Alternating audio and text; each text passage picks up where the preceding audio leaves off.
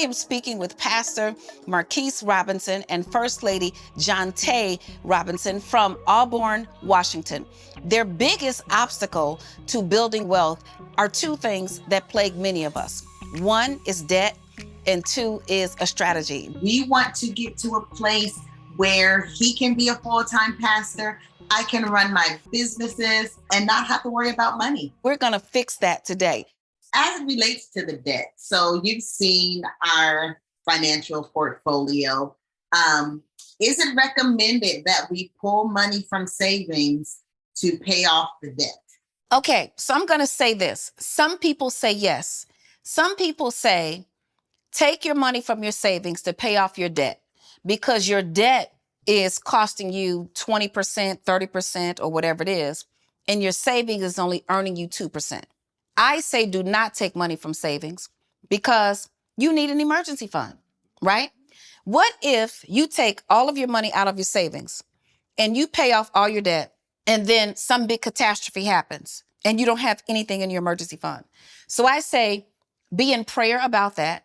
Be cautious and be proportionate about it. Don't take all of it. Maybe take a little bit at a time.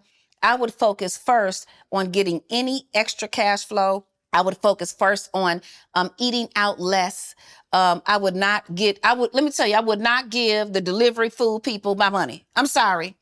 I ain't trying to put nobody out of business. But you think I'm about to pay $20 for an $8 hamburger and some French fries? No. So that's where your money is. People say it's just, but if you add up all the it's just, that's where our wealth is. So go find, every time you say it's just, baby, go get that money. Right? So go get the it's just money first and apply that to the debt. And then if it's not sufficient, then take a portion of your savings and apply it to your debt because the debt is robbing you of an opportunity to really grow your money. You had another question for me? What are your thoughts about the process of trying to transition from a career such as mine into full-time entrepreneurship? Let patience have its perfect work so that you may be perfect and entire, lacking nothing. That's what the Bible said. Don't do what I did. Honey, I got excited about running into the entertainment business. I'm going to work for Russell Simmons. Honey, I done quit my job. The recession came. I lost everything, had to file bankruptcy. And I'd probably do it again. But I admit, I'm a little off. You look completely sensible, like you got some sense. So don't do what I did.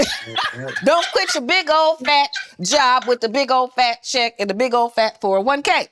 Keep your job and streamline your life so that you will have the energy to operate in your gift outside of your job, right? So what does streamline your life look like? That may mean, Pastor, sometimes you may have to cook.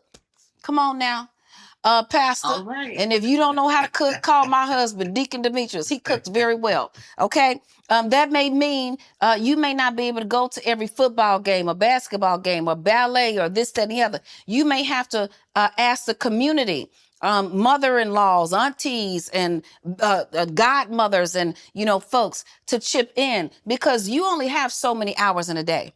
But let me tell you what's more important than hours. Energy. People say time is money, but I say energy is like money in the bank. Once you spend it, it's gone. So if you have no more energy left when you get home from being a chief diversity officer and trying to be superwoman and tell everybody what to do and do all of it, because that's what as women, we think we have to handle it all. And although we are strategic and we have the mind to strategically get it all done, it doesn't mean you have to physically do it. Because with the energy you have left, in the time that is allocated, you need to be your highest and best self. So you need to be creative.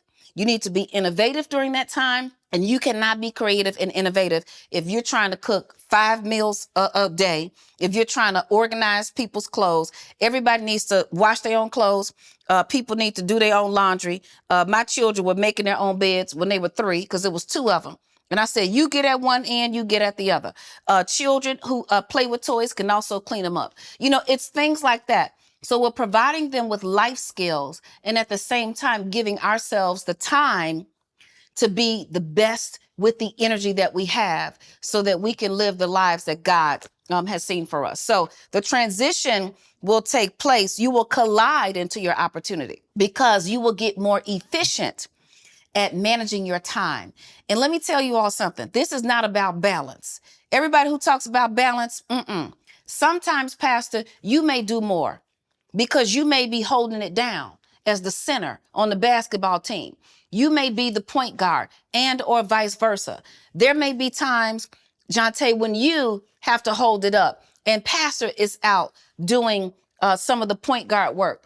It's not about balance. It is about harmony. And when you understand what the strategy is for your family and you see the vision, I want you to make sure you're in the financial vision of perfection class where you get to create a spiritual vision for your finances as well as you create an executive vision in the master achievement plan. When you see that vision, then everybody's ready to work towards it and everybody's ready to do whatever they can do at that time to make that dream come to reality. So get your energy in check, get your time maximized so that you can spend the time doing what you love, what God has given you to do, what you're natural at and what you're skilled at, so that you can eventually transition and not miss the work. As a matter of fact, Takesha Artis, who is also one of our upcoming teachers in New Wealth University, did just that. She was able to transition out of a traditional job and then move into living her best life, but also still keeping that employer on as a consultant, right? Yes. So now you don't have to deal with the politics. No, you don't have to see nobody in the lunchroom. All those kind of things that kind of get in the way of us trying to just get it done and make it happen. Does that make sense? Yes, it does. All right. Woo! I told y'all I was excited about this. This is what I love to see. This is great. So I'll give you all a written strategy. You'll get a response from me, including step-by-step what you need. And of course, you'll also get the platinum kit, all the things that come in the platinum kit, so that you'll have all the tools and resources that you need to make the best decisions that you need to make as you go along this path. Okay? Thank you so Thank much, you. Dr. Oh, last thing. Pastor, Yes. I want you to get a financial calculator, okay? Because I want you to add up those dollars. As you're making those decisions about those investments, you can see, you can add, you can calculate the interest rate, the present value, future value, and I'm going to teach you how to do that, okay? So get yourself a financial calculator, all right? Yes, ma'am. God bless you both. God bless you. Thank you. Thank you. Oh my goodness, what a revelation talking to Pastor Marquise and First Lady Jonte Robinson about everything that they need to make that money grow. So what did we learn? First, you got to eliminate your debt. Why? Because debt is the middleman between you and your wealth. The money that your creditors are earning off of your money can now be earned by you from your own money. Money will work harder for you than you can ever work for it. The second thing we learned is to make that money grow by choosing the right mutual funds, ETFs, 401k, solo 401k, self-managed automated portfolio, and any other instruments that you are going to pay attention to and have proper stewardship over.